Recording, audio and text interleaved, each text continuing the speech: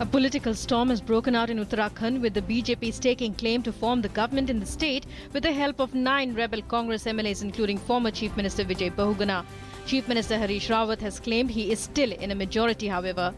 BJP and rebel Congress MLAs met Governor late on Friday evening and staked claim to form a new government. The former Uttarakhand Chief Minister R.P. Nishank has said that the Congress government has no right to remain in power as it is in a minority now. Prime Minister Narendra Modi will today inaugurate the 3-day Krishi Unnati Mela in the national capital, providing information on new farm schemes and technologies that will help farmers double their incomes within the next few years. The water dispute between Punjab and Haryana has taken a serious turn, a day after Supreme Court directed the maintenance of the status quo on the Sutlej-Yamuna link canal. The Punjab Assembly has passed a resolution to stop construction of the canal and share water with Haryana. The latter says it will take the matter to the Supreme Court. India displays its air power through Iron Fist exercise of the Indian Air Force in the desert of Pokhran. President Pranab Mukherjee and Prime Minister Narendra Modi witnessed the show. The event comprised of 6 packages depicting 6 themes in which more than 180 fighters, transport aircrafts and helicopters participated. Nominations for the first phase of assembly elections ended on Friday in West Bengal and Assam. In West Bengal, 18 seats will go to the polls in this phase on the 4th of April. In Assam, polling in this phase will be held in 65 assembly seats in the Barak Valley Hill districts and Upper and North Assam. The government has cut interest rates on Public Provident Fund from 8.7% to 8.1%. Interest rate on Kisan Vikas Patra has also been slashed to 7.8% from 8.7%. Government formation in Jammu and Kashmir has run into rough weather as the scheduled meeting between Prime Minister Narendra Modi and People's Democratic Party President Mehbooba Mufti was called off without any reason in New Delhi on Friday.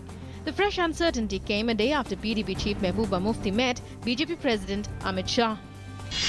Union Information and Broadcasting Minister Arun Jaitley has said India is a land of diversity in terms of language, social practices, dialects and culture. The Information and Broadcasting Minister, who inaugurated the 6th National Community Radio Sammelan, said community radio can also be useful in promoting health and education. The BJP National Executive will meet for 2 days starting today ahead of assembly polls in 5 states. Top party brass including Prime Minister Narendra Modi, Amit Shah and senior leaders and ministers will participate in the deliberations in which political and economic resolutions will be adopted. Prime Minister Narendra Modi's next Mann Ki Baat address is on the 27th of March. The Prime Minister has said that he looks forward to sharing his thoughts on a number of themes and issues. You can share your views on mygov.in or alternatively, you can also dial toll-free number 1800-11-7800 and record your message for the Prime Minister in either Hindi or English. Some of the recorded messages may become part of the broadcast.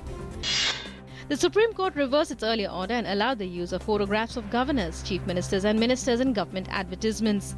The verdict came on pleas by centre and states including poll-bound West Bengal and Tamil Nadu, which had sought a review of the earlier Supreme Court judgment.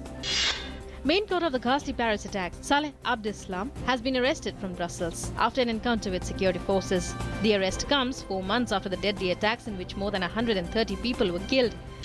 The European Union has struck a deal with Turkey that would mean all refugees and migrants arriving in Europe from Sunday will be sent back across the agency. The agreement means that all refugees and migrants arriving in Greece from Sunday can expect to be returned to Turkey.